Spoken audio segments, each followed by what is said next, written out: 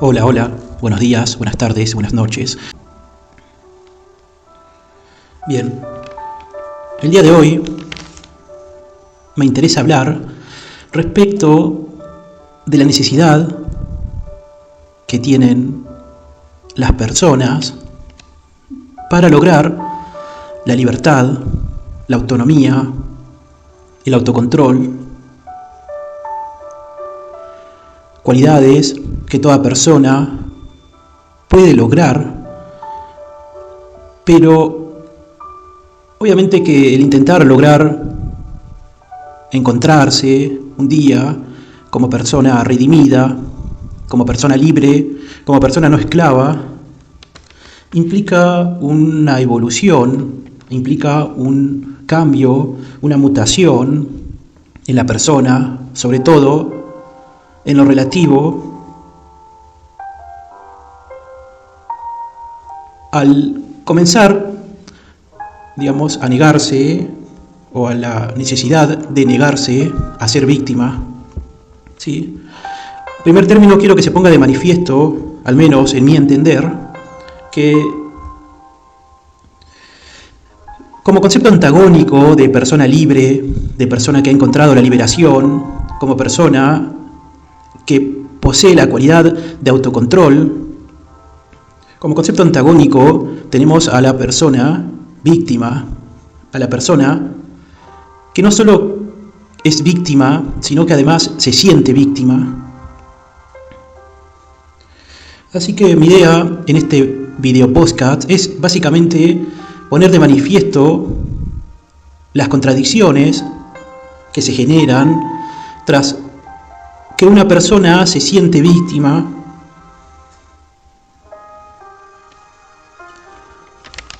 que el adoptar una postura contraria, una postura de antivíctima, es para usted, para quienes me escuchen, el principio del camino en búsqueda de la liberación, ¿sí? En búsqueda de la libertad, fundamentalmente.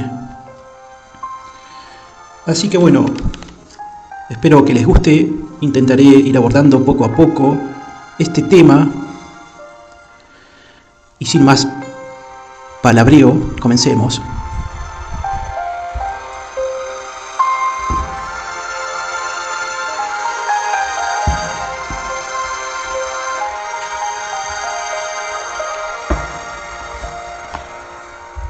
Bueno, en primer término, ¿qué es ser víctima? ¿Qué es una víctima? ¿Qué es sentirse víctima?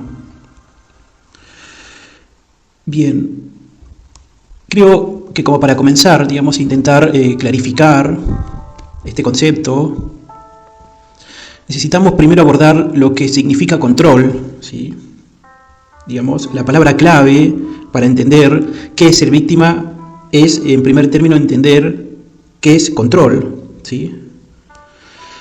Digamos que poseer el control, tener control, es básicamente tener los mandos de su vida, es básicamente empuñar las riendas de su propia vida, no las riendas de alguien o de algo ajeno, sino las riendas de su propia vida, ¿sí? Digamos que aquella persona que tiene control de sí mismo es una persona que nunca podrá ser víctima, ¿sí? A mi entender, víctima en principio no es ante todo una persona de quien se aprovechan a través de determinada criminalidad, de determinada actividad criminal. Víctima no es solo una persona que sufre un robo, un hurto, una estafa. A mi entender, víctima va mucho más allá, ¿sí?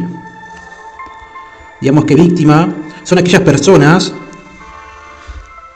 que han perdido el control de su propia vida, ¿sí? Son aquellas personas que se desenvuelven en su vida de acuerdo a los mandatos que le imponen los demás, ¿sí? Son aquellas personas que se ven realizando cosas que en realidad no quieren hacerlo, que en realidad no prefieren hacerlo, que tales cosas representan una carga enorme. Por eso es que se les genera el resentimiento, ¿no? Ese resentimiento de víctima, son personas que se autosometen o se someten y terminan siendo gobernados y compulsados por fuerzas ajenas a uno mismo, ¿sí? Obviamente hay que tener en cuenta que la gobernanza, digamos, el control de una persona puede provenir tanto, tanto desde adentro, desde el interior de una persona si se autodetermina, si ejerce su propio autocontrol, nunca podrá ser víctima, ¿sí? Pero si una persona, a la vez que acepta o se somete a determinadas costumbres, a determinadas tradiciones, a determinados mandatos, incluso familiares, sociales, culturales, y por motus propio asume conductas que le son ajenas, y esas conductas, digamos, la realización de esas conductas le genera resentimiento, le genera culpa, le genera ansiedad, bueno, esa persona está siendo víctima por más que lo haya decidido por sí mismo, ¿sí? Entonces, ser víctima no es simplemente ser gobernado por fuerzas exteriores, sino también es dejarse o aceptar de manera pasiva normas o conductas exteriores, ¿sí? Así que, en conclusión, en síntesis, las víctimas son aquellas que se dejan dominar, ¿sí? Son aquellas que se someten a los demás.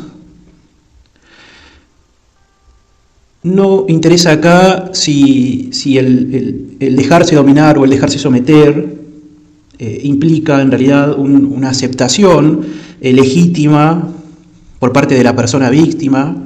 Lo cierto es que muchas veces hay personas que se dejan dominar, hay personas que se dejan someter, porque a menudo consideran que no son lo bastante listas o lo bastante fuertes para estar a cargo de sí mismos, ¿sí? De modo entonces que prefieren en estos casos que alguien más listo o alguien más fuerte venga y decida por ellos, ¿sí? Lo cierto es que el dejar que un tercero decida por sí mismo, entraña un riesgo que es justamente disolver la autonomía, ¿no? Disolver el autocontrol.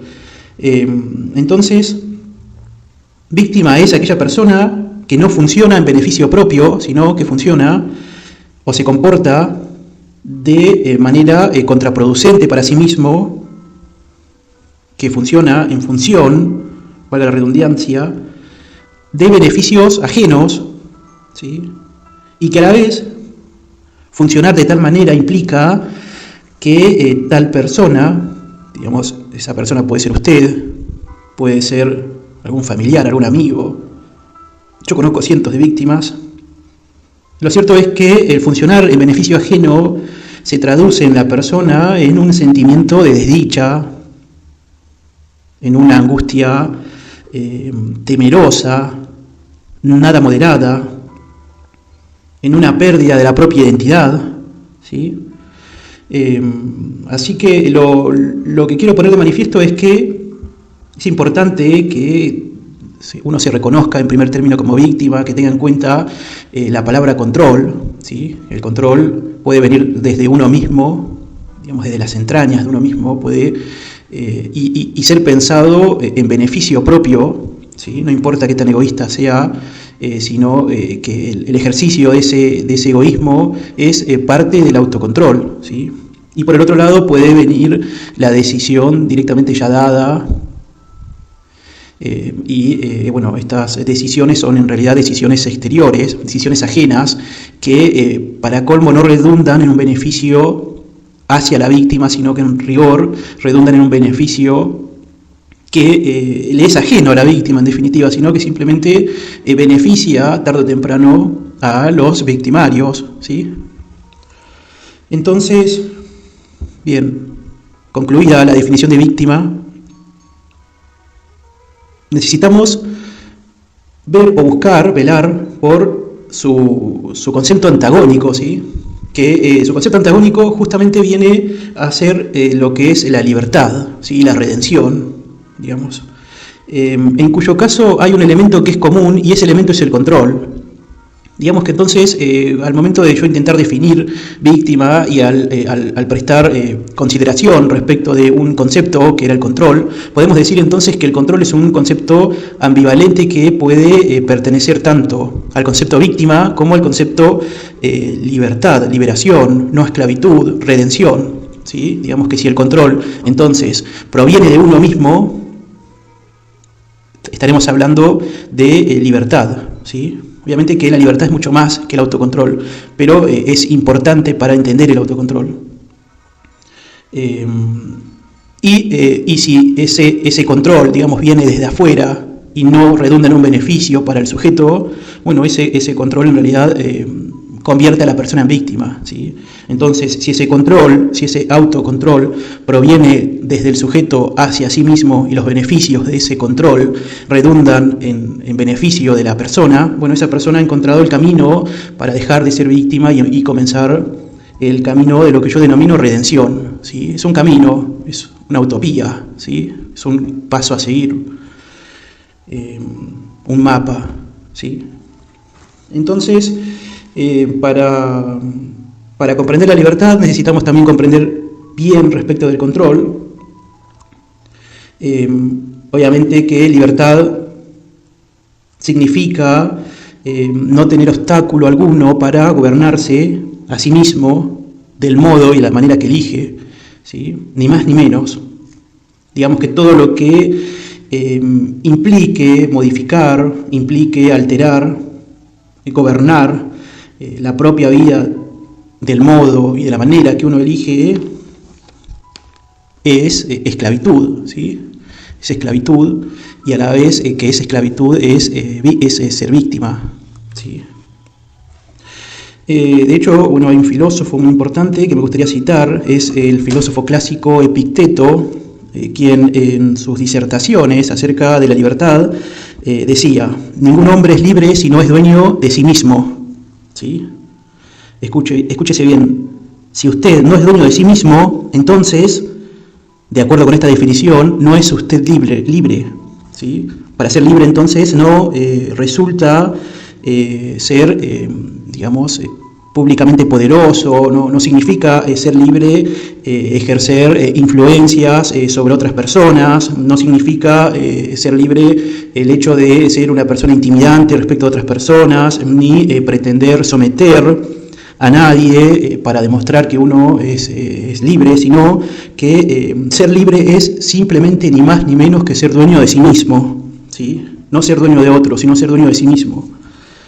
Digamos que las personas más libres del mundo son aquellas que han encontrado, han sido dotadas del sentido de su control interior, ¿sí? Son personas que básicamente se niegan a dejarse desequilibrar por ajenos, ¿sí? Por el prójimo. Son personas que son eficaces al momento de dejar regir su propia vida, ¿sí?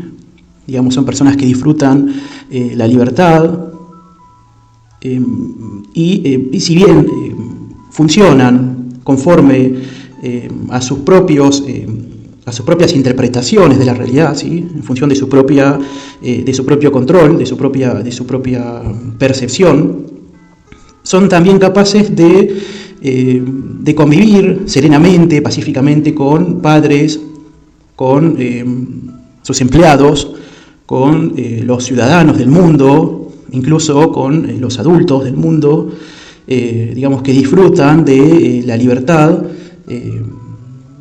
sin preocuparse en lo más mínimo de lo que, digamos, acerca de sus elecciones puedan opinar los demás, ¿sí? También hay que decir que son personas responsables. Digamos que el ejercicio de la libertad también engendra responsabilidad, no son conceptos antagónicos, sino complementarios, ¿sí? Esto es importante decirlo, no es que una persona libre es una persona irresponsable. Una persona libre es una persona que encuentra el ejercicio de su autocontrol y en ese ejercicio de su autocontrol encuentra la felicidad, su propia paz, y que es consciente de que el ejercicio de este autocontrol puede devenir o derivar en responsabilidades, obviamente responsabilidades de las cuales uno debe aceptar, debe tomar de una manera adulta, ¿sí? Así que, bueno, esto me pareció importante tener en cuenta, ¿sí? Digamos que aquellas personas que se han redimido, aquellas personas que se han encontrado en la libertad, son aquellas personas que ponen en práctica conductas en las que predomina la libertad ejercida siempre con responsabilidad, ¿sí? Si no, sería libertinaje, obviamente. Entonces, bien, ¿qué es lo que a dónde quiero llegar con lo que estoy diciendo? Que pueda usted darse cuenta de que el mejor modo de conseguir la felicidad, en primer término, es dejando atrás esa sensación relativa al sentimiento de víctima, de empoderarse a sí mismo y empezar a tomar decisiones que tengan que ver con la libertad, que tengan que ver con el autocontrol, con el beneficio que redunde hacia sí mismo y no que le genere un desmedro o que no le cause nada, sino que simplemente todo lo que usted haga a partir de que escuche lo que estoy diciendo genere sentimientos de libertad, ¿no? Sentimientos que deriven en libertad, en más libertad, de manera que si usted quiere dejar de ser víctima, puede darse cuenta de eso, ¿no? Fundamentalmente de que el tomar postura, el tomar decisiones que vienen de afuera, por sí mismas derivan en la misma persona que las ejerce, derivan en sentimientos de ansiedad, de tristeza, de desdicha. A veces les hace a la persona misma perder el sentimiento de existencia. Toda persona que vive siendo víctima es de alguna u otra manera un esclavo, ¿sí? Hay otra frase que también me gustaría decir, que viene de Emerson. En su libro Independencia dice: nada puede aportarle paz salvo usted mismo. ¿Sí? Importante. Bien, entonces, en síntesis, abandone usted sus hábitos de ser víctima, ¿sí? Para que usted pueda abandonar esos hábitos de ser víctima, lo cierto es que hay, al menos yo he encontrado, ciertos enunciados, ciertas normas, postulados que pueden a usted ayudarle a abandonar esos hábitos de víctimas, ¿sí? Obviamente que para abandonar los hábitos de víctima, ahí es necesario en primer término darse cuenta, ¿sí? Cuando uno está siendo oprimido, cuando uno está siendo víctima, cuando uno se está comportando como víctima. Posteriormente es necesario desarrollar un sólido, un sistemático conjunto de perspectivas y aptitudes, ¿sí? De persona redimida, de persona libre, ¿sí? Posteriormente,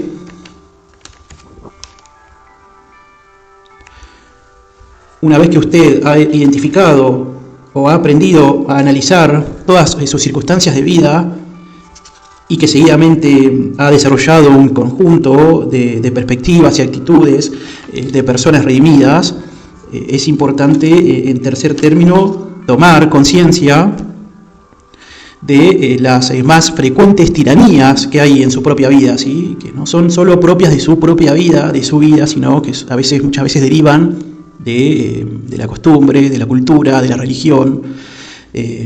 Todo ello debería derivar, ¿sí? En una serie de principios que uno va a ir desarrollando y que le van a servir como guías y estrategias para elaborar una filosofía de vida basada en esa inalterable idea de no convertirse usted nunca más en una víctima, sino en una persona libre, ¿sí?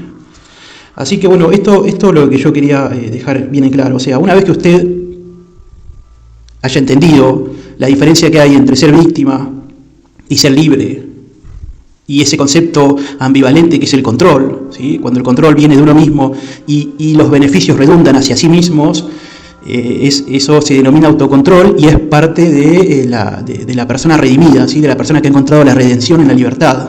En cambio, cuando ese control no viene de uno mismo, sino que viene de afuera, viene no necesariamente de una persona determinada, sino de un esclavizador o de un victimario, sino puede también derivar de la misma cultura, como bien decía, o de la misma costumbre, de la misma religión, de ciertos dogmas que imperan. Si todas estas ideas vagas, incluso conductas de ajenos, le generan a usted un perjuicio, y ese perjuicio básicamente es el hacerle sentir a usted un esclavo, un desdichado, un triste, un melancólico, un ansioso, una víctima. Bueno, estamos en presencia de una víctima. Una vez que usted identificó y aprendió a diferenciar entre víctima y persona libre, bueno, debe seguir, o al menos intentar seguir un camino, ¿sí? Un camino para negarse a volver a ser víctima, ¿sí? Entonces, en primer término, como dije, en el marco de este camino existen básicamente 4 etapas, ¿sí? Una es la de analizar las circunstancias que surgen de su vida, ¿sí? Analizar y aprender a analizar fundamentalmente sus propias circunstancias vitales, ¿sí? En segundo término, como dije, es importante aprender a desarrollar perspectivas de redención, ¿sí? Y en tercer término, y poder identificar, digamos, aquellos avasalladores, aquellos esclavizadores típicos que no solo le venían generando a usted mismo esa situación de víctima, sino aquellos avasalladores típicos que son en abstracto, ¿sí? Para que usted los pueda evitar y no caer en ellos en ningún momento, ¿sí? Entonces, respecto del abandonar sus hábitos de víctimas, digamos, como primer punto, me quedó decirles el cuarto punto. El cuarto punto es, una vez que usted cumplió los 3 primeros puntos, el cuarto punto es generarse una serie de principios, ideas propias que formen un sólido conjunto como dije, de principios, ¿sí? de rectores, y que esos rectores sean como el fundamento, la base de su propia filosofía, no de la mía, de su propia filosofía, ¿sí? Y que esa filosofía tenga que ver con el ejercicio pleno de su propia libertad, de la búsqueda de su propia libertad y de la búsqueda de no volver a incurrir en ser víctima. ¿Se entiende? ¿Sí? Entonces, bueno, para abandonar entonces los hábitos de víctimas es necesario analizar las circunstancias que surgen en su vida, ¿sí? Es necesario estudiar previamente toda situación de atropello potencial y que incluso real, digamos que lo viene a usted convirtiendo en víctima, ¿sí? Digamos que antes de poder decidir una medida que pueda contrarrestar esa situación, en primer término es necesario identificar cuáles son las medidas que a usted lo victimiza, ¿sí? Una vez que se disponga usted a intervenir en esa interacción social con destino de evitar ser víctima y en búsqueda de la redención, para ello es necesario obviamente estar preparado, es necesario estar despierto, y bueno, y creo que el poder prevenir digamos, lo que vendrá a usted le va a redundar en un beneficio para poder que usted empiece a desarrollarse a sí mismo y no caer en en ese engranaje de arbitrariedades que a veces a uno se le impone y no logra contrarrestar, ¿sí? Entonces, retomando, analizar la situación significa estar alerta y crear un nuevo estilo de inteligencia, ¿sí? Que obviamente evite ser objeto uno mismo de abusos, ¿sí? Bien, queda claro. Creo que hay un ejemplo que podría citar. Puede ser, por ejemplo, en el caso en donde uno va a comprar determinada cosa a un supermercado, una tienda de ropa. Resulta que la compra y al llegar a la casa con la compra misma advierte que la misma estaba en condiciones deleznables que ameritan un rechazo, ameritan un devolver la cosa y un pedido de reintegro de dinero, ¿sí? Digamos que el rechazo sobre la cosa se justifica, ¿sí? ¿Qué es lo que puede hacer esta persona? Esta persona, si acepta la postura de víctima, lo que hará es no quejarse porque sabe que en principio toda tienda tiene como política el no devolver prendas ya vendidas y utilizadas, ¿sí? Incluso si no ha sido utilizada, lo cierto es que toda tienda tiene como política el no recibir cosas ya compradas, ¿sí? Eso, digamos que uno ya arranca con un no de entrada, ¿sí? Una persona que es víctima y que se siente víctima en todo momento, directamente no se vería muy temeroso, le generaría mucha ansiedad y posiblemente decidiría no reclamar, ¿sí? Entonces, una persona libre lo que haría, en primer término, es regresar porque amerita regresar y solicitar que le reintegren el dinero. Y bueno, si lo hace, está ejerciendo su propio control y sin importarle lo que haya de política en ese negocio, sin importarle que los servidores, digamos, los vendedores del local, lo que le digan. Incluso sería muy inteligente para esa persona no tener que andar exponiéndose con los vendedores.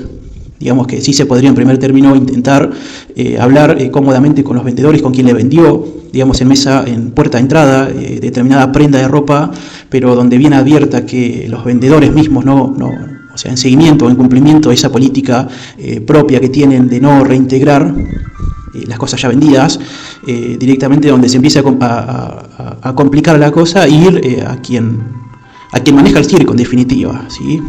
Ir al propietario o al dueño del negocio y plantearle a él, que es quien en última instancia decidirá si la cosa le va a ser devuelta o no, ¿sí? Esto es un ejemplo un tanto burdo, ¿sí? Pero bueno, me pareció interesante decirlo, digamos, porque es así, ¿viste? Digamos que si bien acá me remití a un ejemplo demasiado coloquial, digamos, demasiado cotidiano, pero esto mismo puede pasar en el marco de la burocracia estatal.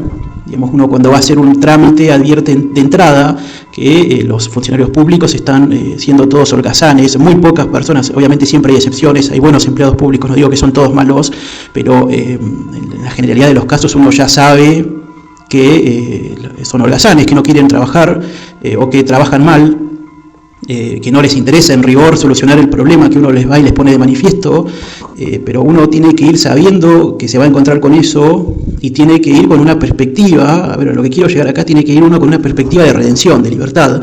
No le tiene que importar mucho lo que ellos le van a decir o cómo los van a tratar, sino lo que le tiene que importar a la persona, ¿sí? A la persona que ha encontrado la redención, es lo que le importa en rigor a esa persona, es lograr solucionar el conflicto, el dilema, el asunto por el que fue ahí, ¿sí? ¿Se entiende? Lo mismo pasa cuando uno se va al médico, cuando uno va a consultarle a un abogado, cuando uno va a la policía, cuando uno sufre un robo, bueno, millones de ejemplos cotidianos que hacen la diferencia, ¿sí? Uno cuando aprendió a identificar estas circunstancias vitales que surgen en su vida, ¿sí? y que uno conforme actúa puede ser víctima o puede ser libre, lo que sigue es, una vez que usted las ha identificado, sirve poder usted generar perspectivas, ¿sí? Generar imágenes de persona redimida, ¿sí? De persona libre.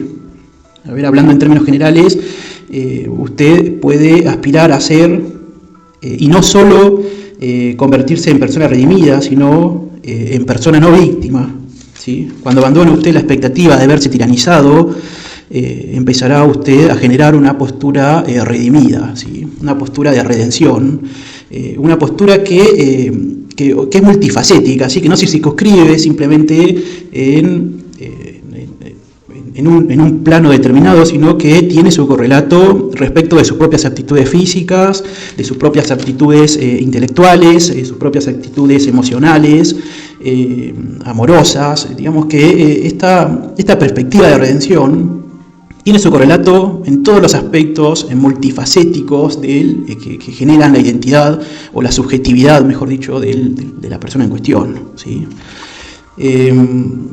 Bien, entonces usted ya ha podido identificar cuáles son aquellas aptitudes o aquellas situaciones de vida que a usted le acontece. En segundo término, usted pudo crear o generar o hacerse de perspectivas de persona redimida, ¿sí? Y en tercer término, lo que sigue es comenzar a ver más allá de su propio ombligo y empezar a ver avasalladores típicos, ¿sí? Digamos, trampas, que en abstracto, ¿sí? En abstracto, normas, conductas, situaciones generales, en abstracto, de manera que usted, cuando estuviera transitando la vida misma y se encontrase en esa situación, usted ya habiendo identificado ese avasallador típico, pueda decidir por motus propio qué postura tomar, ¿sí? ¿Qué postura tomar? Si va usted a tomar la postura de señor víctima o si va a tomar usted una postura de victimario, ¿sí? Perdón, victimario no quise decir eso, de persona libre o persona redimida, ¿sí? De no esclavo. En este último punto, digamos, los avasalladores típicos que existen y que funcionan en abstracto y a la vez en concreto, ¿sí? Digamos que son generales y universales, diría, son, a ver, los que yo he encontrado. Tenemos, por ejemplo, lo que es la institución familia. Si bien la célula familia es, digamos, una piedra angular, es una institución vital para el desarrollo social, es ciertamente correcto también decir que es una institución en donde además se expresa y se aprende la mayor hostilidad, inquietud, tensión y depresión posible, ¿sí? No seamos escépticos, no seamos ingenuos, ¿sí? Lo cierto es que en la familia muchas veces se prolongan, se reproducen conductas que después se reproducen en el marco de la interacción social, ¿sí? Por fuera de la familia. Si bien la institución familia es muy importante, es importante también entender que en el marco, en el seno de la familia se producen las conductas más ignominiosas que podrían ocurrir, ¿sí? Entonces, bueno, por eso es importante poder ir ubicando, ¿no? Ir encontrando cuáles son las conductas que uno mismo quiere evitar y que es muy sano saber o intentar evitar, ¿sí? Segundo término, otra situación paradigmática o estereotipada, en abstracto y que a la vez es inconcreto, es la situación que ocurre en el marco del trabajo, ¿sí? Digamos que es muy conocido que aparte de las coacciones que uno puede sufrir o no en el marco del seno de su familia, también es probable que uno se pueda sentir también avasallado o encontrarse en esa situación en el marco de las exigencias de un trabajo, ¿sí? Jefes y patronos suelen en general muchas veces creer que las personas que trabajan a sus órdenes han cedido automáticamente todos sus derechos humanos y que se han convertido a sí mismos en objeto, ¿sí? Bueno, es importante entonces también entender que uno no es un objeto, uno es un sujeto en el aquí y ahora, en todo ámbito y en todo momento, ¿sí? Incluso en el trabajo. Otra situación tiene que ver, por ejemplo, que he encontrado en el marco de figuras con autoridad e incluso en figuras, por ejemplo, que ejercen profesiones liberales. ¿A qué quiero llegar? Que es cierto que la misma sociedad genera títulos, genera roles sociales, ¿sí? Etiquetas ostentosas, presuntuosas, que son ocupadas obviamente por personas que muchas veces sí tienen mérito de haber llegado ahí y muchas veces no, ¿sí? Lo importante a saber acá es que todos somos sujetos de derecho y que un médico por ser médico, un abogado por ser abogado, un profesor por ser profesor, un político, un policía, un funcionario público, un deportista, incluso una figura del espectáculo, no es más que uno, ¿sí? Siempre es importante entender que no existen las superpersonas. Uno es un sujeto en todo momento y debe ir por la vida hablando con sujetos, no con objetos, ¿sí? Ni con superpersonas. ¿Sí? Bueno, un cuarto caso que yo he encontrado es el tema de la burocracia, algo he hablado ya, ¿sí? Lo cierto es que en la burocracia institucional de los estados, también este es un caldo de cultivo, es una organización monstruosa en muchos casos, compleja de entender, en donde el ciudadano, digamos, el ciudadano, la persona que les da legitimidad en última instancia a través del voto, cuando se vive en democracia. Cuando ya se vive en dictadura son otros los términos, ¿sí? Pero bueno, en principio el ciudadano es ciudadano porque posee derechos, ¿sí? Porque ejerce derechos. Ahora, lo cierto es que muchas veces estas burocracias monopolistas de gobierno se manejan de una manera particularmente abusiva, en donde las personas, digamos los ciudadanos, son un número más, ¿sí? No son personas, son sujetos despersonalizados, ¿sí? Bueno, acá hay que plantarse, frente a esta situación hay que plantarse y, como digo yo, comportarse como un sujeto de la manera más inteligente posible. Y bueno, uno tiene a su opción decidir si comportarse como víctima o como persona libre, ¿sí? En quinto punto he encontrado a los empleados del mundo. ¿Quiénes son estas personas? ¿Quiénes son los empleados del mundo? Bueno, son aquellos que sostienen el engranaje de este sistema, no solo económico, sino cultural, religioso. Sí, importante acá saber que los empleados del mundo no trabajan específicamente para un estado determinado ni para una empresa determinada, sino son aquellos que abogan por que todo siga como sigue, ¿sí? Bueno, contra ellos también hay que saber comportarse como una persona redimida, ¿sí? Y bueno, tener en cuenta que todo empleado muchas veces es un desgraciado, ¿sí? Muchas veces todo empleado, a ver, no desde un punto de vista de peyorativo, no estoy intentando ser peyorativo con los empleados, no se me malinterprete, sino lo que digo es que muchas veces el empleado adopta un carácter de desgraciado, en el sentido de que cuando asume un papel de encargado a sueldo para hacer cumplir una política destinada a someterle a usted, ¿sí? ¿Se entiende? O sea, no importa qué rol o qué engranaje ocupe ese empleado del mundo, si ese empleado del mundo sigue una política que a usted lo victimiza o lo vuelve a usted un sometido, bueno, ese es un desgraciado, ¿sí? Y no hay que tener miedo en decirlo. Y en sexto término, digamos, y para finalizar, y con esto cierro, usted mismo, ¿sí? Sí, usted. Digamos, a pesar de todas las personas que he incluido, digamos, todas las situaciones en abstracto que he incluido, usted mismo debe también analizar sus propias conductas. Fundamentalmente usted es el único que es capaz de decidir si va a usted sentirse lastimado, perjudicado, deprimido, furioso, preocupado, temeroso, culpable respecto de algo o de alguien en el mundo, ¿sí? También usted debe prestar atención cómo eso impacta desde un punto de vista responsable en sus ajenos, en sus propios, ¿sí? En los propios de cada uno tiene sus propios. Así que, bien, y bueno, todo esto destinado a evitar el autoabuso, ¿sí? Bueno, gente, hasta acá por hoy, espero que les haya servido. Disculpen si se hizo un poquito largo este podcast. Espero que les haya gustado. Si te gustó, hacémelo saber, deja tu comentario, siempre los leo. Los voy a leer, perdón. Y compartilo con tus conocidos, con alguna persona que pienses que le pueda servir este mensaje. Suscribite y bueno, gracias por escuchar. Pido disculpas si me he metido en algún vericueto, si he llegado a decir algo que por ahí pueda llegar a molestar, y nada, nos veremos en otra oportunidad, ¿sí? Saludos.